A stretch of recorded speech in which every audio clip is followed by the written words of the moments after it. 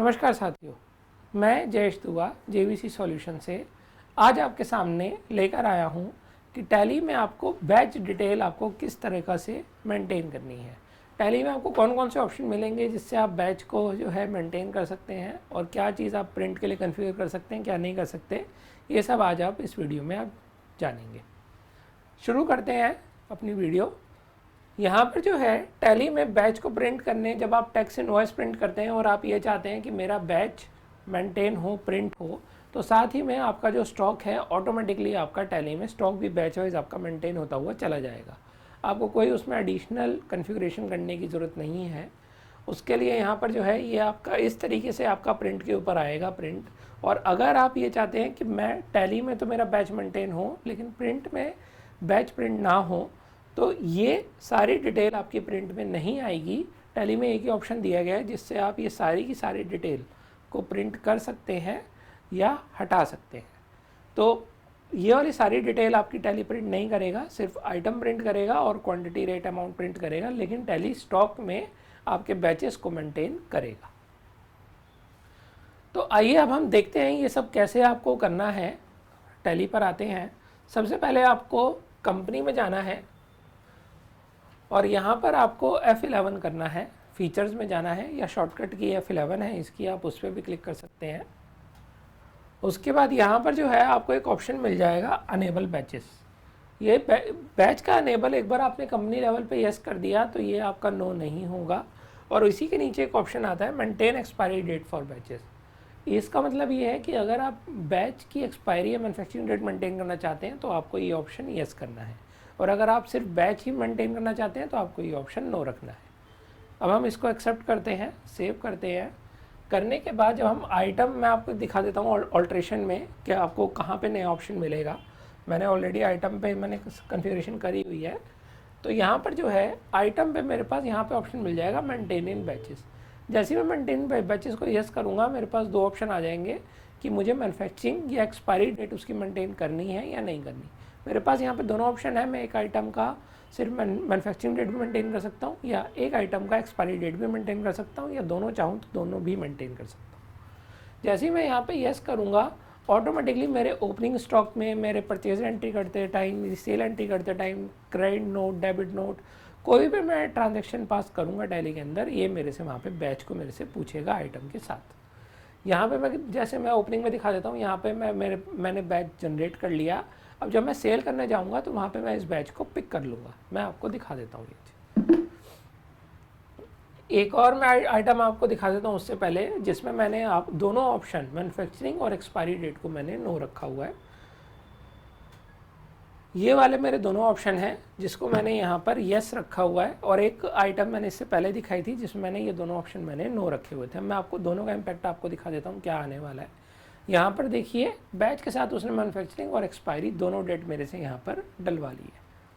तो यहाँ पर अब मैं आता हूँ, पीछे आता हूँ, और यहाँ पर मैं अपनी, जैसे मैंने आपको बताया था स्टॉक भी मेरा साथ के साथ मेंटेन हो रहा है, तो मैं यहाँ अपनी स्टॉक समरी में मैं जाऊँगा तो मैं आपको दिखा देता हूँ कैसे मेंटेन होता है। यहाँ पे मैं शिफ्ट एंटर करूँगा आइटम के ऊपर, तो यहाँ पर जो है ये मेरा बैच आ गया कि मेरे पास स्टॉक किस बैच का मेरे पास स्टॉक मेरे पास इन हैंड है। अगर मुझे सारी आइटम का एक साथ देखना है तो मैं यहीं पे शिफ्ट ऑल्ट F1 कर दूंगा, तो ये मुझे सारी आइटम का एक साथ मुझे दिखा देगा। या फिर डिटेल्ड का ऑप्शन दिया गया है, जब मैं ऑल्ट दबाता हूँ तो डिटेल्ड का बटन मेरे पास यहाँ पे आता है, मैं उसको क्लिक करूँगा तो भी मैं देख सकता हूँ। शॉर्टकट की ऑल्ट F1 है। यहाँ पर जो है ये मेरी ओपनिंग है, ये मेरा बैच है, बैच के साथ मेरा यहाँ पर आ गया। अब अगर मुझे ये देखना है कि मेरे कौन से आइटम एक्सपायर होने वाले हैं या हो चुके हैं तो वो भी मैं यहाँ पे देख सकता हूँ। यहीं पे मैं F12 करूँगा और यहाँ पर ये देखिए मेरे पास ऑप्शन मिल जाता है show manufacturing and expiry date. मैं इसको यस कर दूँगा। जो यहाँ पर मेरे को ऑप्शन दिख रहा है डिटेल्ड के नीचे, यहाँ पर मैं इसको यस कर दूँगा। जैसे ही मैं इसको यस करूँगा और एक्सेप्ट करूँगा, ये मुझे इस बैच की मैन्युफैक्चरिंग और एक्सपायरी दोनों डेट मुझे यहाँ पे शो भी कर देगा। तो अब हम एक बार बिल के ऊपर देख लेते हैं क्या इम्पैक्ट आएगा इसका, कैसे रहेगा। तो हम यहाँ पे डे बुक में आएंगे, बिल के ऊपर आएंगे। यहाँ पे जैसे ही हम आइटम सेलेक्ट करेंगे और एंटर करेंगे तो हमारे सामने एक न्यू विंडो ओपन होगी जहाँ पे टैली हमसे बैच की डिटेल हमसे पूछेगा। यहाँ पर अगर आप देखेंगे तो टैली ने जो पिछला मैंने बैच ओपनिंग के टाइम पे क्रिएट किया था वो यहाँ पे पिक कर लिया। और अगर आपने कोई बैच आपने नहीं बनाया, कोई परचेज एंट्री नहीं है, आप सिर्फ सेल करना चाहते हैं विद अ बैच नंबर, तो आपको यहाँ पे न्यू नंबर सेलेक्ट करना है और नया बैच नंबर बना के आपको एंट्री को पास कर देना है। यहाँ पे मैं इसको सेव कर दूँगा और सेव करने के बाद क्योंकि इस आइटम पे मैन्युफैक्चरिंग एक्सपायरी डेट नहीं है इसलिए मैन्युफैक्चरिंग एक्सपायरी डेट का कॉलम यहाँ पे नहीं आया। यहाँ पे मैं इसको प्रिंट करूँगा। यहाँ मैंने टेक्स्ट नहीं लगाया हुआ, ये उसका वार्निंग है। यहाँ मैं प्रीव्यू करूँगा और यहाँ पर जो है ये मेरा यहाँ पे इसने दिखा दिया कि ये मेरा बैच का आ रहा है। अगर मैं ये चाहता हूँ कि मेरी ये बैच प्रिंट ना हो, सिर्फ मेरा स्टॉक में मेंटेन हो, तो उसके लिए भी ऑप्शन यहाँ पे दिया गया है। मैं यहाँ पे एस्केप करता हूँ, यहाँ पे मैं कॉन्फ़िगर में जाता हूँ और यहाँ मुझे एक ऑप्शन मिलेगा शो बैच डिटेल। यहाँ पर मैं इसको नो कर दूँगा तो ये जो भी मेरी बैच की डिटेल है, चाहे मैन्युफैक्चरिंग एक्सपायरी या जो भी मेरा बैच नंबर है, तीनों मेरे यहाँ से हाइड हो जाएंगे। यहाँ मैं इसको सेव कर देता हूँ और यहाँ पे प्रीव्यू करता हूँ तो ये देखिए मेरे जैसे नॉर्मल इनवॉइस प्रिंट होता है वैसे ये मेरा प्रिंट हो गया। एक बार मैं आपको मैन्युफैक्चरिंग और एक्सपायरी वाला भी दिखा देता हूँ आपको। यहाँ पर जो है मैं दूसरा बिल खोल लेता हूँ। यहाँ पे मैं एक बार पहले आइटम पे क्लिक करके एक बार आपको दिखा देता हूँ।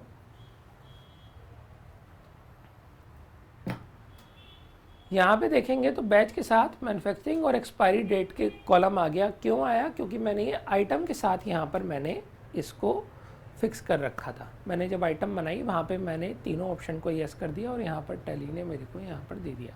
बाय डिफ़ॉल्ट टैली ने उठा लिया। अगर मैं कोई डेट चेंज करना चाहता हूँ तो मैं बिलिंग के टाइम पे भी यहाँ पे कर सकता हूँ। यहाँ पर मैंने ये बनाने के बाद सेव कर दिया और यहाँ पे मैं अब जब प्रिंट करने आऊँगा, मैं बैच को नो किया था मैंने तो कुछ भी प्रिंट नहीं हो रहा। यहाँ पे अब मैं बैच को येस कर देता हूँ, कॉन्फ़िगर करता हूँ और यहाँ पे शो बैच डिटेल को येस कर देता हूँ, सेव करता हूँ, प्रीव्यू करता हूँ। तो यहाँ पे मैं आप देख पा रहे हैं कि बैच, मैन्युफैक्चरिंग और एक्सपायरी तीनों डेट यहाँ पे प्रिंट हुई हैं। अगर आप ये ऐसे चाहते हैं कि मेरे मैन्युफैक्चरिंग एक्सपायरी डेट प्रिंट ना हो लेकिन मेरा स्टॉक मेंटेन हो, तो वो आपको कस्टमाइजेशन का कराना पड़ेगा। हम लोग कस्टमाइजेशन करते हैं और वो हम आपको करके दे सकते हैं। आप हमसे कॉन्टैक्ट कर सकते हैं उस केस में। और अगर आपको पूरा हटाना है तो जैसे मैंने आपको दिखाया था, बैच डिटेल जब आप नो करेंगे तो बैच की डिटेल आपके यहाँ से हट जाएगी। तो आगे चलते हैं। तो यहाँ पर जो है ये आपका कॉमन मिस्टेक जो है इसमें एक ही है कि आपने सेटिंग नहीं करी और आप ये फीचर देखना चाह रहे हैं तो नहीं देख पाएंगे। पहले आपको ये अनेबल करना पड़ेगा, करने के बाद जो सेटिंग बताइए सारी आपको करनी पड़ेगी तो आप ये देख पाएंगे। अगर आपको वीडियो अच्छी लगी है या वीडियो आपको पसंद आ रही है तो दिए गए नंबर पे आप हमसे कांटेक्ट कर सकते हैं 9873931789। ईमेल आईडी भी है, आप इस पे भी हमसे कांटेक्ट कर सकते हैं। चैनल पे नए हैं तो चैनल को सब्सक्राइब जरूर कीजिएगा और जिसको भी आपको लगता है इस वीडियो की ज़रूरत हो उनको आप ज़रूर शेयर कीजिएगा। वीडियो को देखने के लिए आपका धन्यवाद।